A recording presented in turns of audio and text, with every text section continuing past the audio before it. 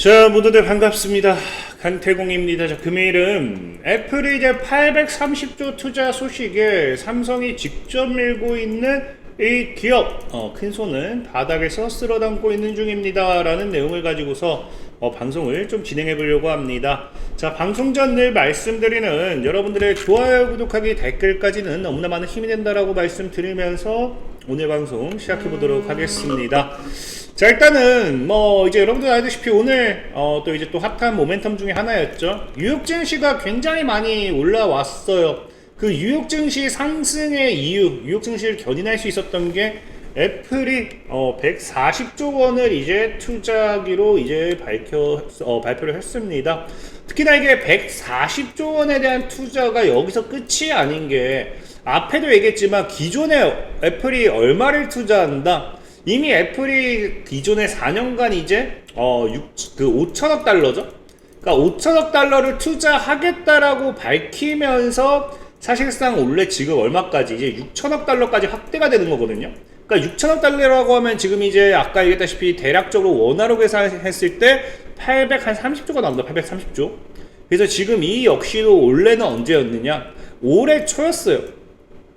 그러니까 올해 초에 이미 5천억 달러를 이제 투자할 거다라고 발표했는데 플러스 이제 1,000억 달러를 또 투자 발표가 나왔는데, 이 이유가 뭐냐를 봤을 때는 너무 간단하죠. 자, 여러분들도 알다시피 이 25년 2월 달이라고 하면요, 사실 올해 초라고 하면 여러분들도 알다시피 가장 큰 이슈가 뭐였습니까? 관세 리스크였죠. 관세 리스크로 글로벌 전 세계 증시가 휘청거렸다가 유예를 주면서 다시 한번 반등점을 잡는 그런 흐름이 나와줬습니다. 그러다 보니까 과거에도 관세 때문에 사실상 애플이 뭐한다, 5천억 달러를 미국에 이제 투자하겠다라고 밝혔던 부분이고, 이번에도 이제 1,000억 달러를 또 추가적인 투자를 하게 된 이유가 뭐냐고 하면은 사실상 이 역시도 뭐 때문이다? 관세 때문이다 라고 보는 게 좋아요. 그래서 지금 이번 애플 같은 경우는 추가적인 이제 트럼프를 만족시킨 팀 쿡이다라고 이야기할 수 있는 게 뭐냐고 하면은 이 140조 원을 추가적으로 투자를 함으로써 뭐를 이제 안 하게 되느냐? 원래는 여러분들 알다시피 그래서 이제 이 미국 같은 경우가 관세에 대한 이런 것들을 하는 게 중국 쪽이기, 그러면서 이제 나가 있는 기업들을 미국으로 돌아와라 이거거든요. 미국 와서 이제 니네 생산하고 미국 와서 이제 미국에 투자하고 뭐 이런 것들이었는데, 그래서 과거에 여러분들 알다시피 애플 핸드폰 가격이 말도 안 되게 비싸진다라고 하면서 그래서 이제 핸드폰을 지금 사야 되냐 하면서 사재기 이런 것도 있었잖아요. 그러다 보니까 어쨌든 지금 애플이 140조를 또 추가적인 투자를 하게 됨으로써 지금 애플 같은 경우는 뭐를 이제 확정짓게 되느냐? 이제 해외 아이폰 생산 공정, 생산 기지를 이전하지 않고도 관세 완화 효과를 추구할 수 있게 됐다라는 거예요. 그러니까 어쨌든 해서 중요한 건 뭐다? 이번 이제 여러분들이 확실하게 이걸 통해서 알 수 있는 거는 생산 공장 자체는 건드리지 않기 때문에 뭐에 대한 투자가 될 수밖에 없다. 이제 부품 이런 것들. 그래서 기존에 이제 아이폰이라든지 이런 거를 생산하기 위해서는 부품 같은 게 필요할 거 아니에요. 그런 부품에 대한 공급망들이 다 어디로 들어갈 수밖에 없는 상황이냐? 이제 미국으로 들어올 수밖에 없고요. 그래서 미국 내 총 830조에 달하는 이 부품 생산 같은 거를 애플이 할 수 있도록 투자하겠다는 거거든요. 근데 중요한 건 이제 여러분들도 알다시피 애플이 이미 그 생산 공장이나 이런 것들이 다 나가 있고, 그전에는 이제 뭐 수입했던 것들이 많기 때문에 미국 내 얘네들이 직접적으로 생산할 수 있는 시설은 없습니다. 그러다 보니까 당연히 뭐가 되겠습니까? 투자라는 거는 당연히 다른 기업들, 그래서 미국 전역에 이제 이 생산할 수 있는 부품을 생산할 수 있는 기업들과의 협업, 이제 투자 이런 것들로 연계가 된다는 거겠죠. 그래서 여기 플러스 알파로 이제 여러분들도 알다시피 오늘 또 뉴스 나온 거, 애플이 140조 원 추가 투자한다라고 나오자마자 오늘 장중에 또 발표 나오면서 주가가 강했던 게 뭡니까? 그래서 삼성전자가 이슈가 된 거죠. 애플의 차세대 칩 미국 파운드리 공장에서 생산한다. 그래서 지금 이제 애플 같은 경우는 어쩔 수가 없는 상황이에요.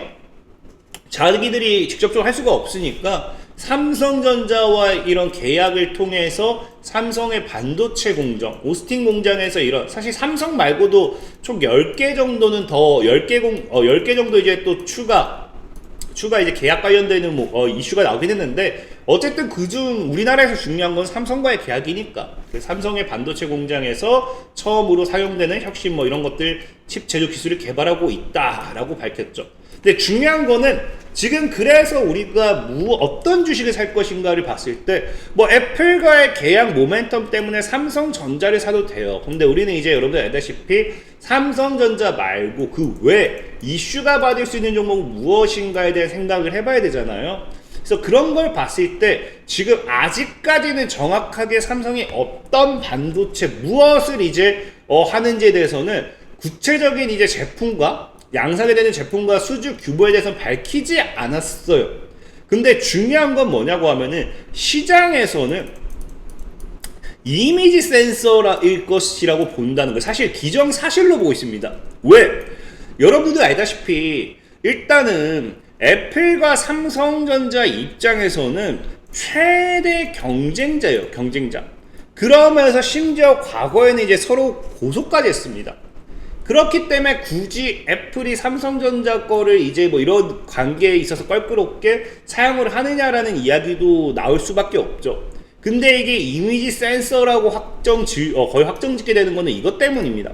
보면 알겠지만 이 이미지 센서의 시장 점유율이 일본 소니가 지금 51%예요.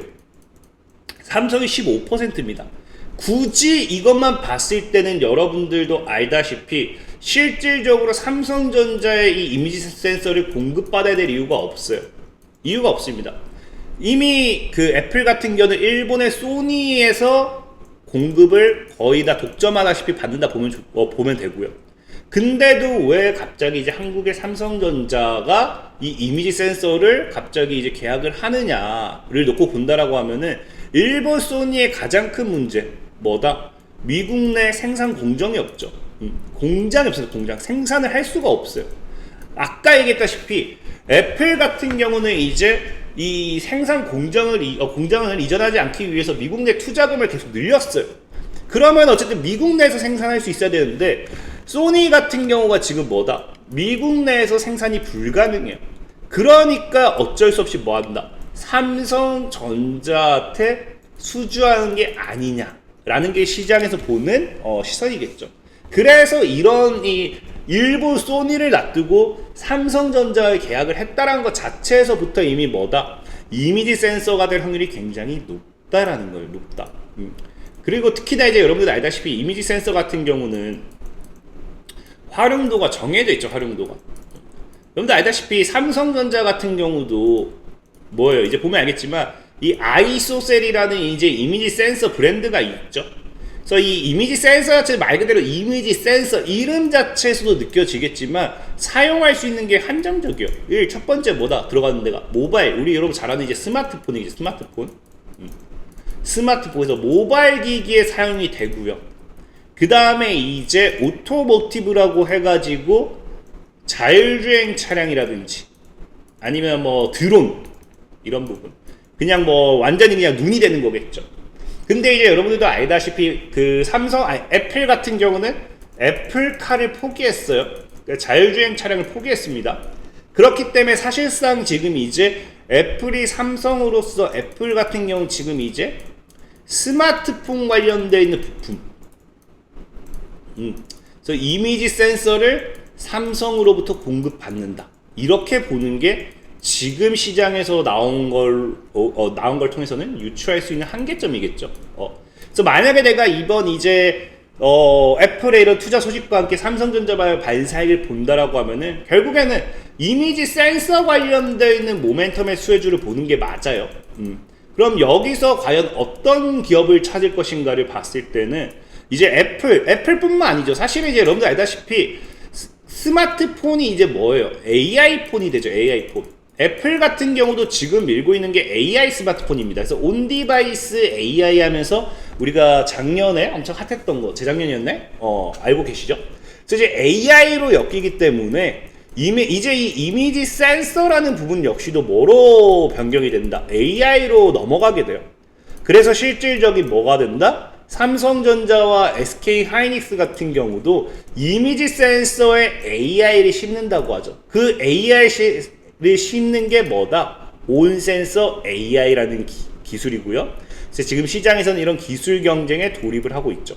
그래서 이번에 아마 그래서 우리가 유추해 볼 수 있는 거는 이 애플 같은 경우는 AI 스마트폰에 사용되기 위한 온 센서 AI 기술이 아닐까 라는 걸 지금 우리가 시장에서 유출해 볼 수 있어요.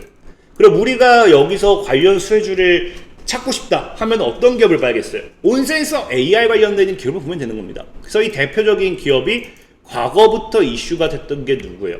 픽셀 플러스죠.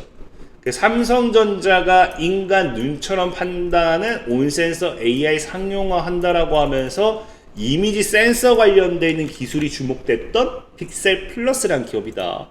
그래서 지금 현재 차트적으로 본다 하더라도 굉장히 메리트가 있어요. 보면 아시겠지만 지금 뭐 주봉, 월봉 거의 지금 저점을 이쁘게 높이고 있습니다. 과거 코로나 때 뭐 이때 무너졌고 그래서 저점을 다시 높여냈고 또 높이고 있죠. 그래서 지금 단계적으로 저점이 조금씩 높아지는 추세. 그래서 현재 이제 한 7,500원대만 강하게 뚫어내준다고 하면 다시 15,000원. 그리고 이거를 다시 강하게 뚫어내줬을 때는 과거의 고점까지 가준다. 그럼 지금 한 5배도 올라갈 수 있는 상승폭은 열려 있겠죠. 그래서 저는 이제 오늘 온센서가 이제 이 애플의 투자 소식은 결국에 이 이미지 센서 관련되어 있는 모멘텀의 수혜주를 보는 게 좋고 이게 온센서 AI로 연결된다. 이거를 생각해 본다라고 하면은 픽셀 플러스 한번 눈여겨보시라 말씀드리면서 오늘 방송 마무리하도록 하겠습니다. 자, 지금까지 강태공이었고요. 여러분들 좋아요, 구독하기, 댓글까지 너무나 많은 힘이 된다 말씀드리면서 자, 모두들 안녕.